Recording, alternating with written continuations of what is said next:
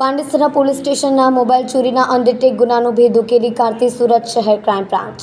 Police commissioner દ્વારા આગામી લોકસભા ચૂંટણી અન્વયે કાયદો અને વ્યવસ્થા જળવાઈ રહે, કોઈ અનિચ્છનીય બનાવ ન બને તથા મોબાઈલ ચોરીના ગુનાઓ શોધી કાઢવા આપી સૂચના અન્વયે ક્રાઇમ બ્રાન્ચની ટીમ કાર્યરત હતી. ગત તારીખ 4/10/2023ના રોજ વિસ્તાર 3 રસ્તા પાંડેસરા ખાતેથી ફરિયાદીનો મોબાઈલ ફોન કોઈક અજાણ્યો ચોર ઇસમ ચોરી કરી ગયો હતો, જે બાબતે પાંડેસરા પોલીસ સ્ટેશનમાં ગુનો રજીસ્ટર થયો. ગુનો અનડિટેક હતો.